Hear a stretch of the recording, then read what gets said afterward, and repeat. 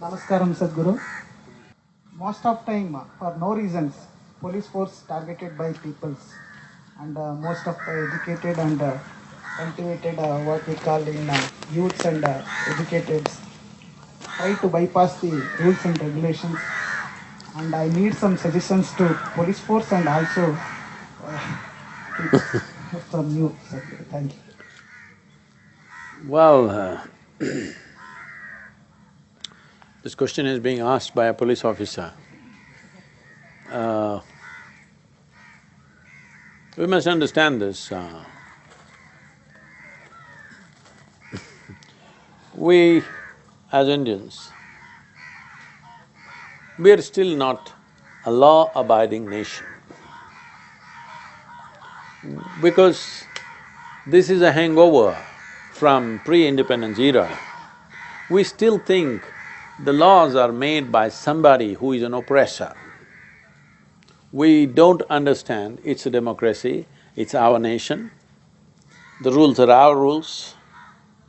We think these are British rules.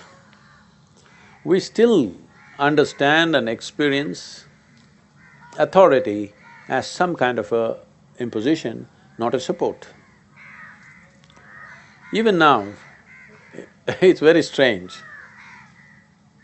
In any other country in Europe or United States or something, if there's a policeman standing there, people feel confident, oh, there is a police, no problem. But in this country, most of the people, le, police kano.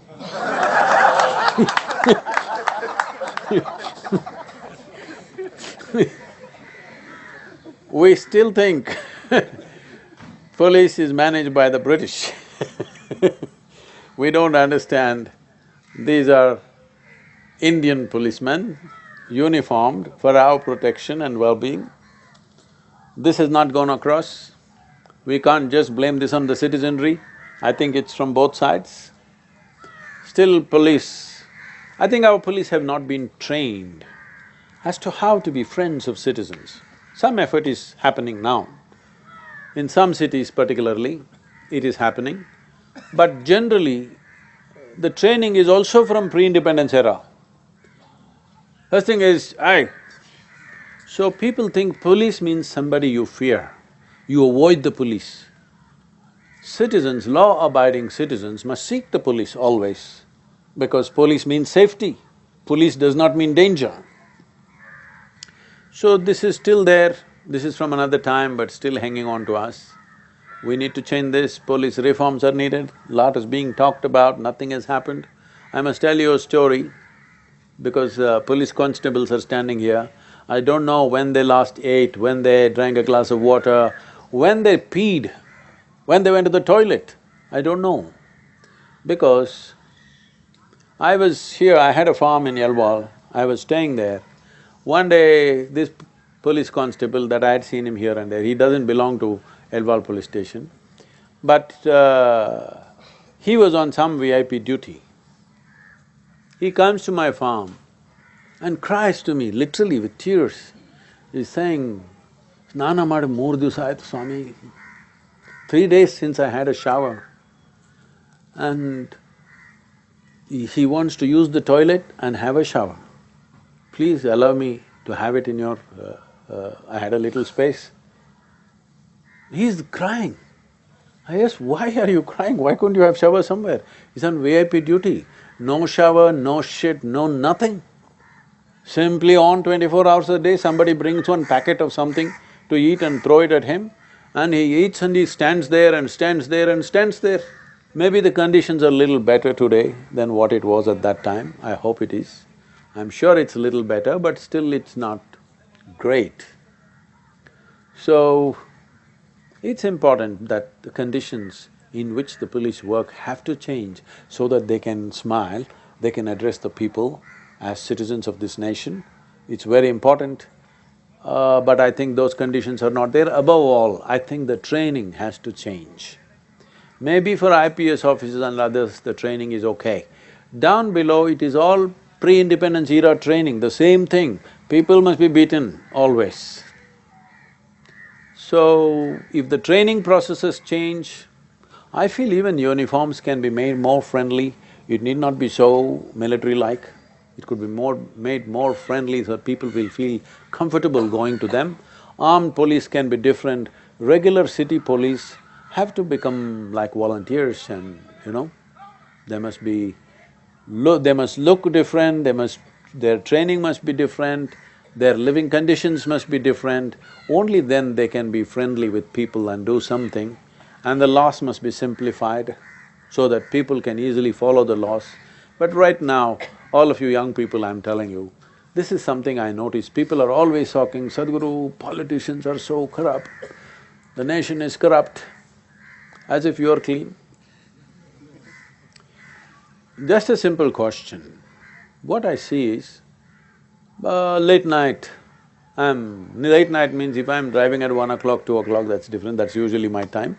But some days when I'm going from Coimbatore airport to the ashram, 9:30, 10 o'clock, the policeman has left at 9 o'clock and lights are just flashing, or sometimes it's still working, red and green. Red light comes, I stop my car because I drive myself, and from behind me, pee, pee, pee, pee. I just stopped at the red light, what's the problem? And that guy on a TVS moped comes next to me. What he's telling me is, no police, what are you doing, idiot? That's what he's telling me. So, if there is no policeman, you will not stop at the red light. If we make you the chief minister or prime minister of this country, what will you do, huh? Because you're essentially a lawbreaker. Yes? It's very important, all the youth, I'm telling you, if you want a great country, the first and foremost thing is, all of us follow the law. No policeman need to be there. Only for criminals, policeman is needed. For ordinary citizens, why do you need policeman to tell you stop at the red light? You must know this is the law and this is what I do, isn't it? See, all this is fine. The problem is, when everybody stops, one guy, when he goes off, he thinks he's a hero. When one person breaks the law, it looks like heroic. If everybody breaks the law tomorrow, we know where to pick you up. Yes? We know where to pick you up, which hospital or which morgue we need to look for you, we know if everybody breaks the law. So, it is upon the citizenry to become law-abiding if we want to create a great nation where we want to live, unless you want to escape to America.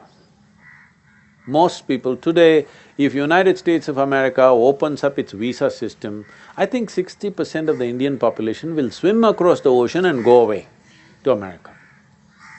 Because we mess up our nation and we want to go somewhere else. It's very important, youth of this nation stand up that we want to build a great nation where everybody wants to come, not where everybody wants to go. Hello? Do you want an India where everybody wants to come to this country, or you want an India where everybody wants to run away if they get the opportunity? Huh? This must be a nation where everybody wants to come, isn't it? For this, the most fundamental thing is, it's a law-abiding nation. What a law-abiding nation means, that at every moment we don't have to clash with you. We know, when we see you on the street, we know what you're going to do. Right now in India, you don't know what you're going to do. We don't know who will come where. I will tell you, if you drive in United States, if you drive, 2 o'clock, 3 o'clock in the morning I'm driving, red light means everybody stops. No traffic, but still everybody stops. Red lights mean stop, that's all. The beautiful thing, you heard of Michael Jordan. You heard of Michael Jordan, the basketball? Michael Jordan was driving in Boston. There's a stop sign. Stop sign, everybody must stop. Michael Jordan was driving a sports car, just slowed down and then went. The policeman caught him. And he said, "You didn't stop, it's a stop sign, so I have to give you a ticket." He said, "Come on, I slowed down, I'm Michael Jordan. I'm a star."